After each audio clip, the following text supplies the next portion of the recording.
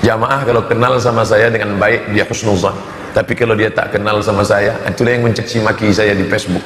Banyak orang tak mau bertobat, dua hal: pertama lalai, kedua karena dia menganggap saking banyaknya dosaku ini rasanya Allah tak mengampuniku. Jangan saudaraku, pintu taubat terbuka, bersegera bertobat.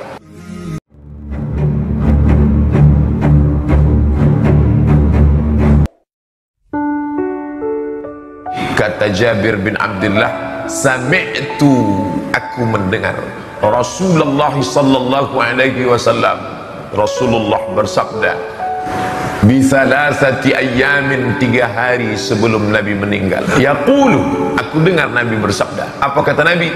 La yamutunna ahadukum, jangan sampai salah seorang di antara kalian, jangan sampai kalian mati, illa, melainkan, wahuwa, dia dalam keadaan yuhsinu zanna billahi azza wa jalla, melainkan dalam keadaan husnuzan kepada Allah subhanahu wa ta'ala. Apa itu husnuzan? Dijelaskan oleh ulama, husnuzan artinya tawakku'ul jamili minallahi, semua perbuatan Allah itu indah. Itulah husnuzan.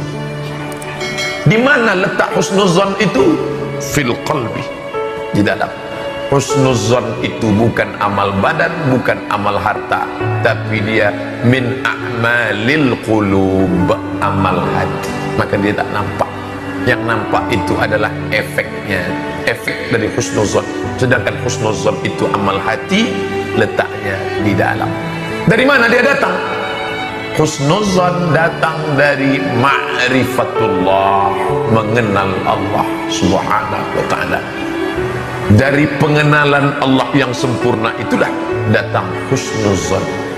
Jamaah kalau kenal sama saya dengan baik dia husnuzan, tapi kalau dia tak kenal sama saya, itulah yang mencaci maki saya di Facebook. Pengenalan yang sempurna akan mendatangkan husnuzan. Kenapa Bapak husnuzan dengan ibu? Karena Bapak kenal betul dengan ibu. Apa tak kenal saya dengan dia Pak Ustadz? Istri saya macam jeruk dipijak gajah pun mukanya saya tengok macam senyum. Kalau tetangga ada, ibu tu tengoklah berkerut wajah, suuzon dia tak kenal. Makanya ada ungkapan awwaluddin ma'rifatullah, bukan hadis Nabi, ungkapan ulama. Perkara pertama dalam agama ini adalah mengenal Allah. Maka kalau sudah kenal dia, segala perbuatannya itu indah nampak. Bagaimana kami mau mengenal Allah Pak Ustaz? Ya Rahman, Ya Rahim, Ya Malik, Ya Kudus, Ya Salam, Ya Mu'min, Ya Muhaimin, Ya Aziz. Biar supaya mudah anak-anak kita menghafal, dituliskanlah di dindingnya. Ya Muhaimin, Ya Aziz, Ya Jabbar, Ya Mutakabbir, Ya Khaliq, Ya Bari. Saya ini bergelimang dosa Pak Ustaz, apakah Allah memaafkan saya? Husnuzan. Buka Quran hai saudaraku, buka. Apa yang pertama ditengok? Bismillahirrahmanirrahim. Allah menampilkan dirinya dengan sifat yang paling lembut. Bismillahirrahmanirrahim. In the name of Allah, most gracious, most merciful. Bahasa apa tuh Pak Ustaz? Bahasa kampung kami lah. Rahman. Tidak diawalinya dengan Ar-Rahim. Bismillahirrahmanirrahim. Nah, kenapa Ar-Rahman? Bismillahirrahman, semua mendapat rahmat.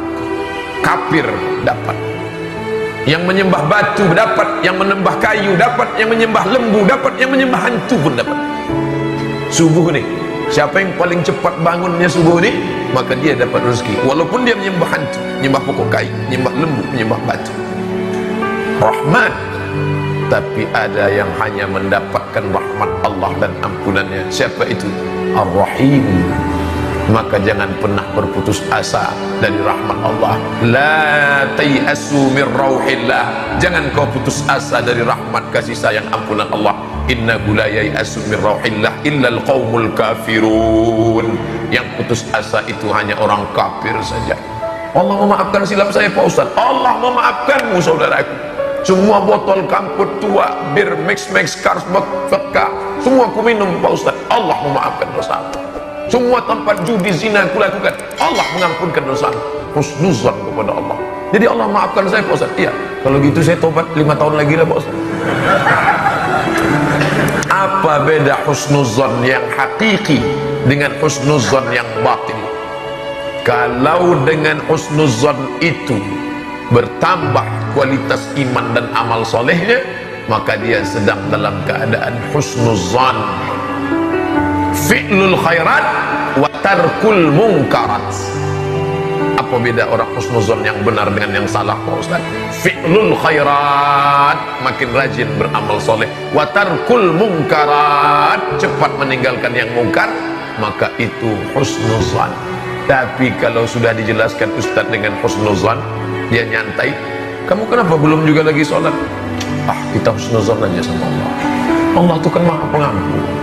Itu bukan husnuzan, itu namanya maghrur. Maghrur, tertipu dia dengan setan. Jadi hati-hati. Makanya sebelum baca Quran, idza qara'tal Quran, kalau kau baca Quran, fasta'iz billah, minta lindung kepada Allah. A'udzubillahi minasyaitonir rajim. Kenapa minta lindung pada Allah sebelum baca Quran? Supaya jangan sampai menyelewengkan penafsiran Al-Quran. Peminum khamar tahu dia kalau dia sedang berdosa. Aku berdosa nih Pak Ustadz, sedang mabuk. Pecandu narkoba sadar dia sedang buat dosa. Saya sebenarnya tahu Pak Ustadz jual narkoba ini salah, tapi gimana lah, rumah belum bayar, anak menangis, istri melahirkan. Pezina tahu dia bahwa perbuatan itu dosa. Tapi yang paling mengerikan, orang yang ngaji tapi menyelewengkan penafsiran Al-Quran, dia menyangka sedang berbuat baik. Nilai yang hati-hati. Saya husnuzan pada Allah tuh Pak Ustadz. Makanya apapun dosa saya tetap enjoy aja. Kita yang penting husnuzan. Ente bukan husnuzan, ente maghrur, sedang tertipu. Siapa yang menipu? Setan.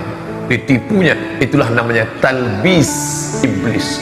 Tipis-tipis dia, talbis iblis, menyangka sedang berbuat baik padahal sedang berbuat buruk. Husnuzan membuat orang menjadi rajin beramal. Jadi Pak Ustaz, Allah memaafkan dosa saya selama ini. Ya, innallaha la yaghfiru an yushraka bihi. Allah tak mengampunkan dosa syirik kalau kau tetap berada di dalamnya. Wa yaghfiru ma duna dzalika liman yasha. Allah mengampunkan dosa yang lain. Segera dia bertobat, mandi tobat, salat sunat taubat, memperbanyak istighfar, digantinya segala yang buruk-buruk menjadi baik. Illa man taba, bertobat, wa amana, beriman, wa amila amalan salih, beramal soleh. Mereka itu yubaddilullahu sayyiatihim hasanat. Semua yang buruk-buruk diganti Allah dengan, bukan hasanat, hasanat satu, kalau banyak hasanat.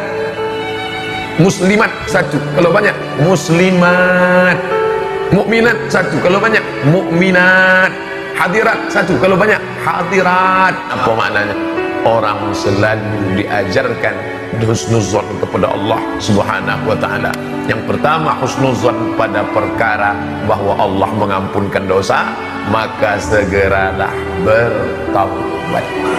Banyak orang tak mau bertaubat, dua hal. Pertama, lalai. Kedua, karena dia menganggap saking banyaknya dosaku ini rasanya Allah tak mengampuniku. Jangan saudaraku, pintu taubat terbuka, bersegeralah bertaubat. Ilahi, hai Tuhan, zunubi, dosa-dosaku mislu a'dadir rimali, dosaku sebanyak rimal. Rimal, pasir di pantai. Buih di laut, pasir di pantai, banyak lagi dosaku ya Allah. Tapi aku yakin, fa innaka ghafiruz dzambil azimi, engkau pengampun dosa yang besar, maka tak ada apa-apanya dosaku itu ya Allah. Bersimpuh sujud, meleleh air matanya. Ternyata husnuzan yang membuka pintu taubat, tapi diiringi dengan amal soleh, menghapuskan semua silap dan salah dosa kita. Maka bagi yang belum juga lagi bertaubat, tubu ilallah. Dengan apa? Husnuzan kepada Allah Subhanahu wa ta'ala. Tapi yang masih juga lagi lalai, tak juga bertaubat dengan alasan kena husnuzan. Kamu kenapa tak bertaubat? saya husnuzon Pak Ustaz, nampak-nampaknya lama lagi mau mati. Itu dia bukan husnuzon, tapi dia sedang maghrur, tertipu dan terpukau. Nauzubillah. Bapak Ibu yang dimuliakan Allah Subhanahu wa taala. Yang kedua, kapan kita berhusnuzon? Dhiqil hayati. Dhiq, sempit. Ada kalanya hidup ini sempit. Di saat sempit itu kita mesti husnuzon. Ini banyak orang kalau sudah taubat, sempit hidupnya, tak ada husnuzon. Tak ada husnuzon kepada Allah. Tak terhitung tak berapalah SMS yang masuk ini, nama tak dicatat, nomor tak dikasih nama. Ustadz, ya saya rajin pengajian, rajin sholat malam, rajin bersedekah, kenapa hidup saya susah? Kawan saya tak ikut pengajian, mobilnya besar, rumahnya mewah, istri anaknya sehat. Dia sedang suuzon kepada Allah. Kamu suuzon ya? Enggak, saya tak suuzon. Mulutmu tak mengatakan suuzon, tapi cakapmu itu sudah menunjukkan indikasi bahwa kau sedang suuzon kepada Allah.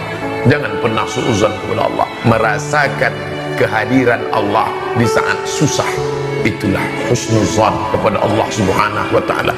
Mungkin engkau mengatakan alhamdulillah wa syukrulillah karena duitmu banyak. Mungkin kau mengatakan alhamdulillah wa syukrulillah karena anakmu sehat. Mungkin kau mengatakan alhamdulillah wa syukrulillah karena kebunmu subur, duitmu banyak, rumahmu besar, mobilmu mewah.